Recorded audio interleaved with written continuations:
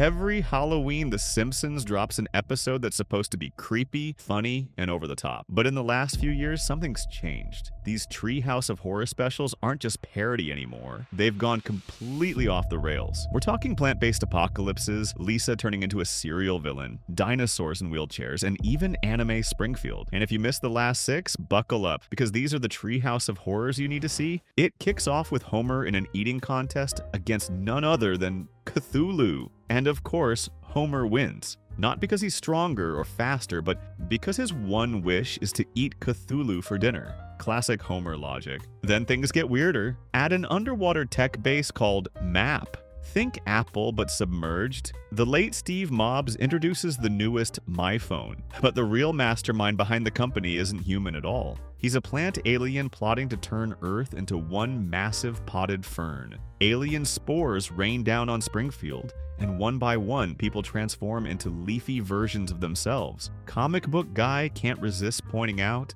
that it's an homage to Invasion of the Body Snatchers, which, according to him, is just a knockoff of The Thing. Bart and Milhouse figure out what's happening, but by the time they try to warn Homer and Marge, it's too late. The whole family's gone green. The chaos ends in a bizarre twist. The victims wake up in a utopia that, for Lisa at least, feels like paradise. Before anyone can recover from that, we jump to a seemingly harmless sleepover at the Van Houtens. Bart, Nelson, and Milhouse wake up groggy, locked in a strange cell. The door swings open, and it's Lisa. Except she's speaking with a British accent and calling herself Penelope. She's one of Lisa's alternate personalities, and she's got a flair for drama and for killing. Within minutes, Milhouse is flattened under a hydraulic press, Nelson is skewered by a forklift, and Bart is given one final chance to make amends for messing with her spelling test answers. He manages to survive only by delivering an emotional apology that snaps her, just barely, out of villain mode. The final nightmare drops us into Mr. Burns' newest business venture,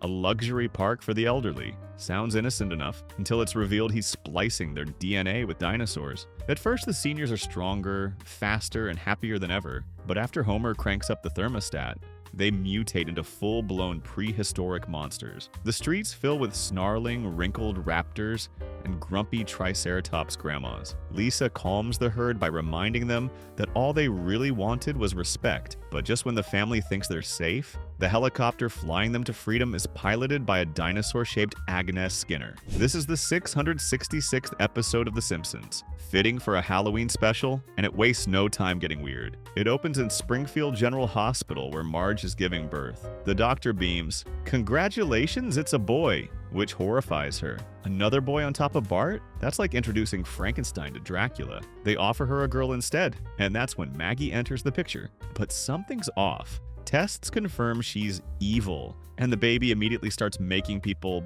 well, remove themselves from the equation. Ned Flanders becomes convinced she has the mark of the beast and decides it's his duty to end her life. It doesn't go well for him. From there, things warp into a pitch-perfect send-up of Stranger Things. Milhouse takes the role of Will Byers, getting sucked into a dark, alternate dimension after an all-night session of the most frustrating video game ever made, E.T. on the Atari 2600. In the over-under, he's hunted by a slobbering Demogorgon. His dad, Kirk, loses his mind back home, stringing up Christmas lights in a desperate attempt to communicate. Lisa goes full 11, diving into a sensory tank at Professor Frink's lab to rescue him, only to find the alternate Springfield crawling with monsters. They close the portal, but Homer decides he'd rather live there because the rent's cheaper, until a Demogorgon version of Flanders pops up with a chipper howdily doodly. Then we're thrown into chaos when Homer chokes on a hot dog at a football game and dies. The catch? He wasn't scheduled to die yet. They try to put him back in his body, but it's too decomposed,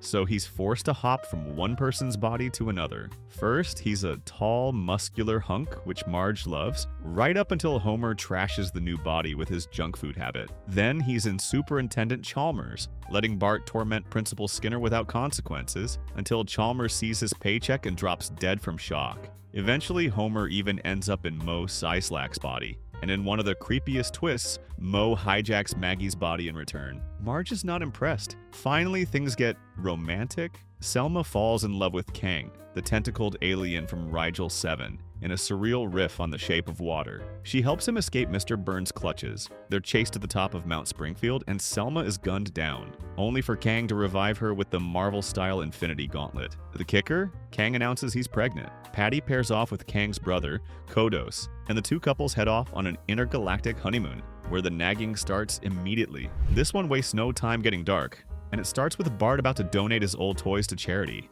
But before he lets them go, he gives them a little farewell speech, which backfires instantly. The toys aren't feeling sentimental, they're feeling vengeful. They turn on Bart in a brutal Toy Story-style uprising, tying him down and redecorating him until he's no longer himself. Then it's Halloween night at the nuclear power plant, and Homer is busy, eating all the candy meant for trick-or-treaters. He heads deeper into the plant looking for more snacks and accidentally tears open the fabric of reality. Out pour alternate universe Homers, a Disney princess Homer, a cyborg Homer, a Western Homer, until Springfield is swarming with them. Marge is stuck trying to feed the entire Homer horde, and Lisa figures out they need to be sent back before the town runs out of food. But the chaos builds until all the Homers break into song, because apparently every universe's Homer has a musical number in him. Eventually, Mr. Burns sends them home after discovering that, in some dimensions, he isn't the richest man alive. Finally, we see Lisa on her 9th birthday, sitting at her desk and sulking about how lame it is. She mutters something dramatic about wanting to be done with it all, and instantly, a car crashes through the wall, flattening her. She wakes up at the desk again, unharmed.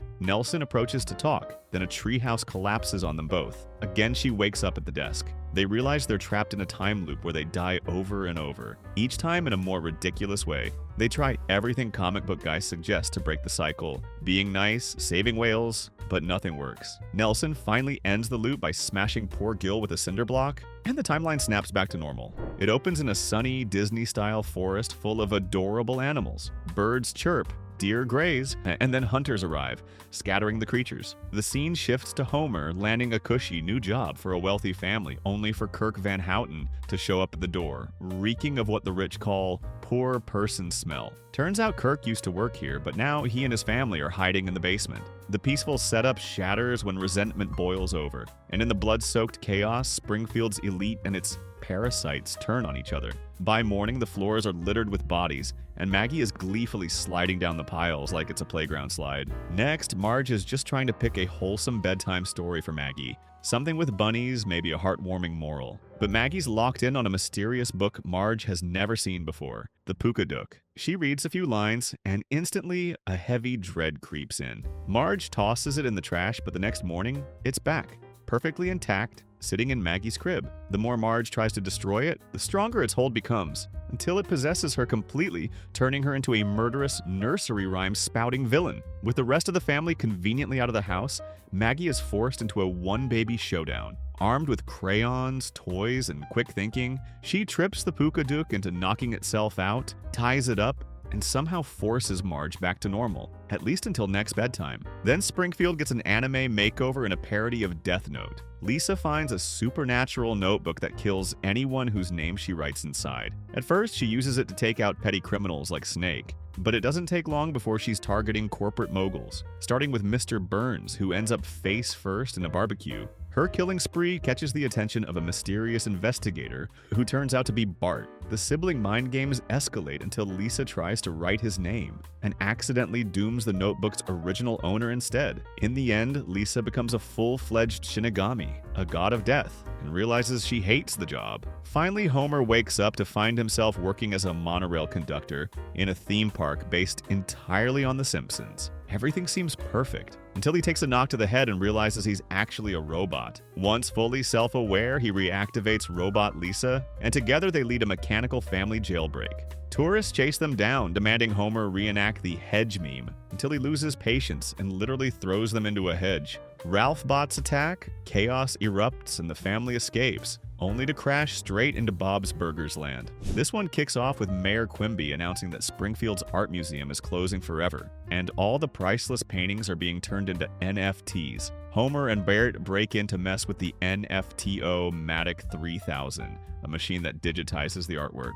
But in true Bart fashion, he moons the scanner and gets sucked into the blockchain. He's now a living NFT worth $1.5 million, which instantly has Mr. Burns licking his lips. Marge realizes the only way to save him is to upload herself into the blockchain too. She boards a crypto-powered Snowpiercer-style block train, starting in the slums of NFTville, battling bizarre digital creatures, and leveling up until she reaches Bart, who's now living like a blockchain king. He doesn't want to leave it until the NFT market crashes, sending everyone's value to zero. Then Springfield turns into a grim detective story. Lisa, now a criminal psychologist, investigates a string of murders targeting the town's firstborn children. Rod Flanders is the first victim, followed by more familiar faces and eventually even Sherry McElberry. Running out of leads, Lisa visits Sideshow Bob in prison, hoping for insight, but he mocks her instead. She finally tracks the killer to a warehouse where Nelson's body is discovered, and then sees security footage of herself committing the murder. The horrifying truth? She's developed a split personality that's been carrying out the killings. In the final twist, Maggie, working as a prison guard, is revealed to have helped Lisa get caught so they could both be locked up with Sideshow Bob. The episode ends with Lisa stabbing Bob mid-musical number, avenging Bart's death. The last story begins with Homer dropping a donut into radioactive sludge at the nuclear plant, then eating it. He burps, and Ned Flanders instantly transforms into a clone of Homer. Bald head, beer gut, and a sudden love of football. Soon, everyone in Springfield catches the Homer virus. Streets are filled with identical Homers, burping and wandering aimlessly. At first, Homer thinks it's paradise, until Lisa and Bart work with Professor Frink to fix it. But when Homer rips his hazmat suit with a back scratcher, he joins the Homer horde. The episode closes on a global scale, with Homers overrunning the entire planet. Looking at the last 6 Treehouse of Horror specials, it's clear The Simpsons isn't slowing down when it comes to Halloween chaos. These episodes are bigger, stranger, and way more experimental than the early years, and that's exactly why they stand out. We've seen Springfield get sucked into alternate dimensions, overrun by plant people, ruled by NFTs, and even redrawn as anime. Lisa has been everything from a possessed child to a full-blown god of death. Homer has fought Cthulhu, cloned himself into an unstoppable army, and accidentally unleashed dinosaur grandmas on the town. What makes these episodes so memorable is that they go beyond parody. Sure, we still get the pop culture riffs, Stranger Things, Death Note, The Shape of Water, Parasite, but each one twists the story into something so absurdly Simpsons that you can't help but keep watching just to see how far they'll take it. Even after more than 30 years, the Treehouse of Horror tradition still manages to shock, gross out, and make us laugh all in the same breath. And if this streak is anything to go by, next year's could get even weirder. Maybe Springfield will be trapped in a reality show. Maybe Moe will open a bar in space, or maybe, just maybe, every single character will turn into Maggie. One thing's for sure, you'll want to keep your lights on and your remote close when Halloween rolls around in Springfield.